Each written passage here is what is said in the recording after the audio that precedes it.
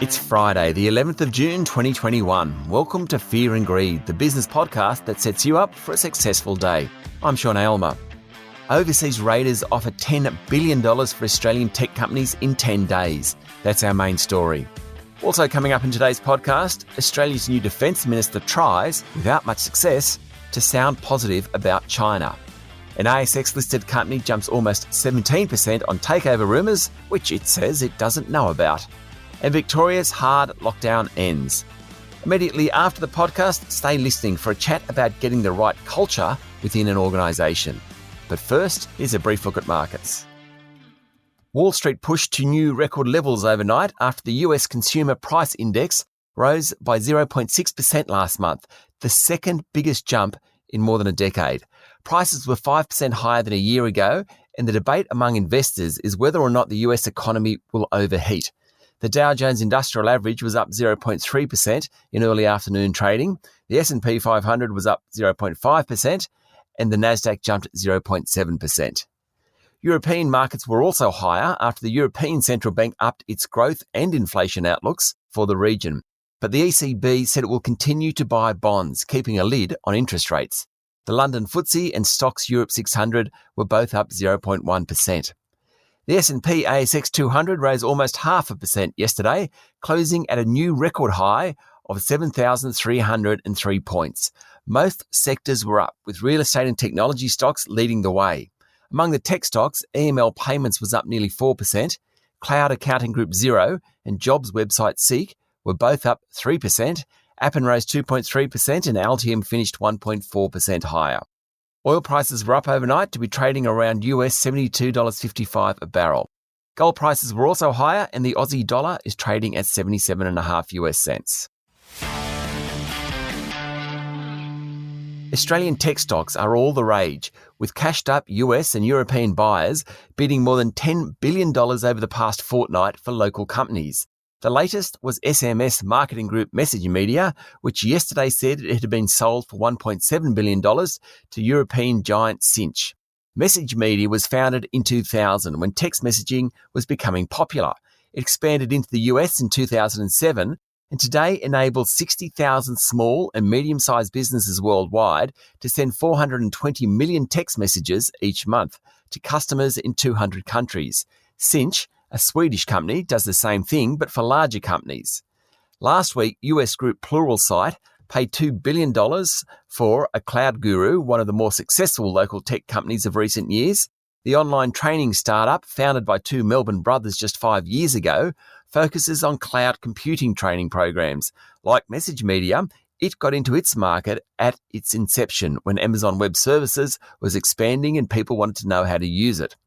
Earlier this week, the board of ASX-listed Hansen Technologies, a billing and data management software company, agreed to be sold for $1.3 billion to private equity group BGH Capital, and electronic design software company Altium rejected a $5 billion bid from Nasdaq-listed Autodesk.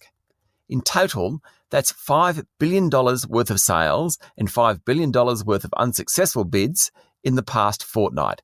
Australia's software and technology industry has come a long way over the past decade. Market leader Atlassian is listed on the Nasdaq and worth $77 billion.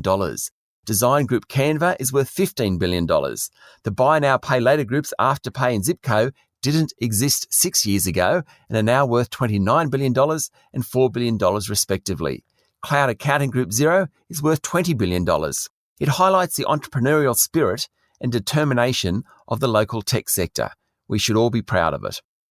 In a moment, the rest of the news you need to know this morning. In overseas news, Singapore, which has been bandied around as a potential travel bubble partner with Australia, has relaxed COVID restrictions. Over the past week, the number of new daily cases has dropped to single figures, and around 44% of the population have received at least one dose of a vaccine.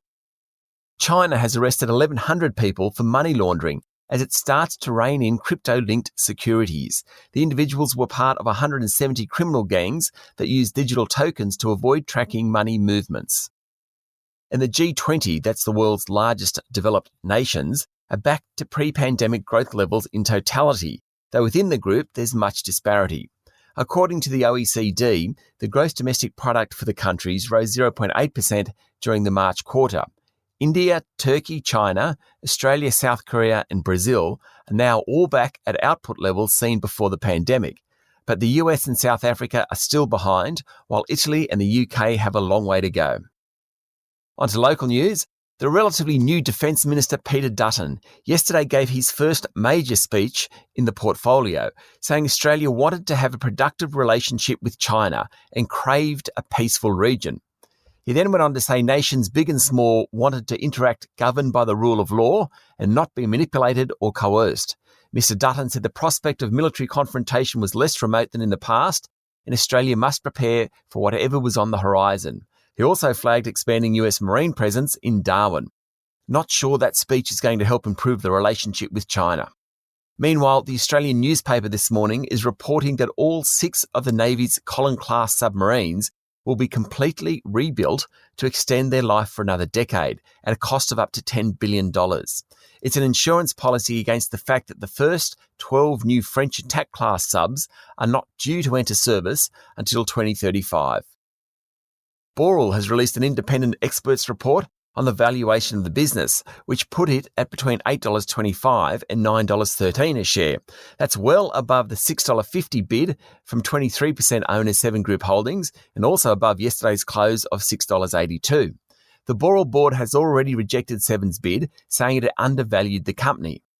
Maybe, but having a 23% shareholder will be an impediment to management's ability to do anything in the corporate space. The Boral board has complained that Seven is trying to buy the company without offering a premium. That's true, and it's legal. Financial software group Iris jumped 16.5% yesterday after reports of a takeover bid appeared in the Financial Review. The rise came even though Iris said it had not received a direct approach, and wasn't in a position to say anything else. That's about as half-hearted a response as you can get.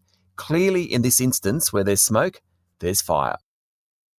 The competition watchdog has given the green light to Woolworth's $302 million acquisition of 65% of food distributor PFD Foods. After 10 months, the Australian Competition and Consumer Commission said there was no evidence the deal would significantly lessen competition, notwithstanding PFD serves some of Woolworth's major competitors. Woolworth's share price yesterday finished 0.8% higher. Nine Entertainment Group yesterday opened its defence in the defamation case brought against it by war hero Ben Roberts-Smith. Nicholas Owen QC, acting for Nine, said he would call 21 current and former members of the SAS as witnesses, saying the case would come down to who was lying. Mr Roberts-Smith is suing Nine after the media group claimed he was involved in murders in Afghanistan, which he then covered up. Later in the day, Mr Roberts took the stand and said it was confronting to hear the allegations against him. The banks are starting to up the ante on interest rates, with ANZ saying it expects 2 hikes in the official cash rate, which is used to set mortgage rates, by the end of 2023. The Reserve Bank has stuck to its position that it wouldn't be lifting the official cash rate until 2024, but ANZ said the tight labour market would force the central bank's hand. Victorians will be required to wear a mask when they leave home, although Melbourne will no longer be classified as a hotspot. The city's hard lockdown ended last night, despite 4 new community-transmitted cases yesterday. Some restrictions will remain.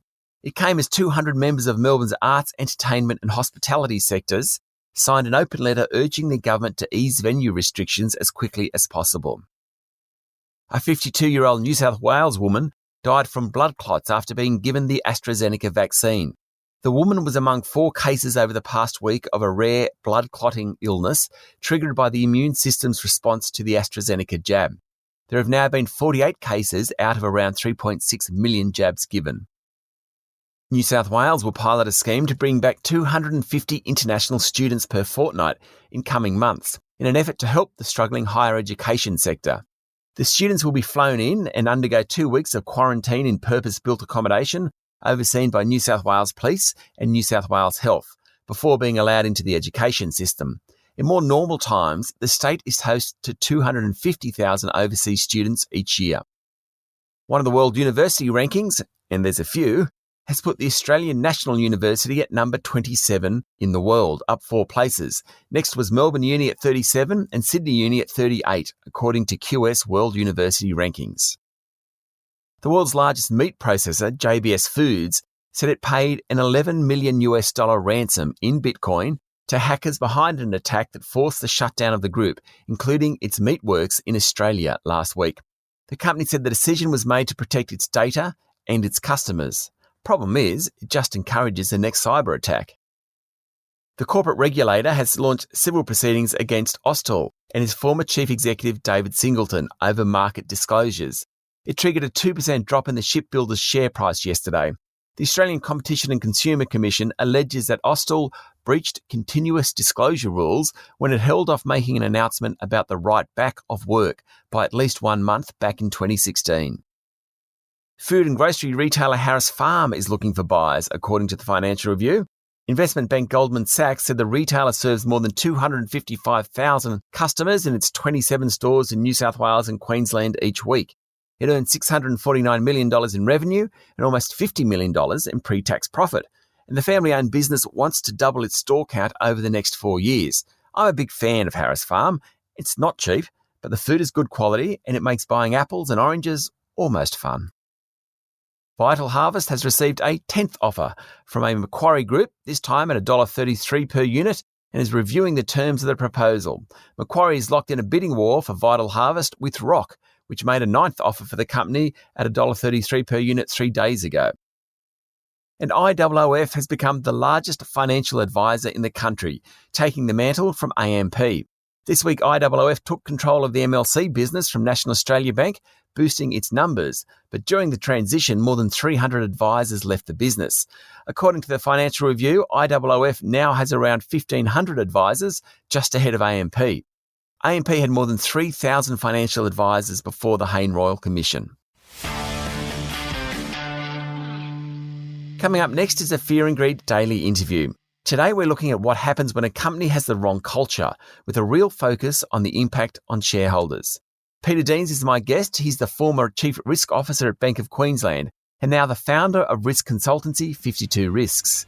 He's got some terrific examples of instances where culture and bad management have landed companies in hot water and in some cases led to their collapse entirely. That's up next in the Fear and Greed playlist. It's Friday, the 11th of June 2021. I'm Sean Aylmer and that was Fear and Greed. Enjoy your day.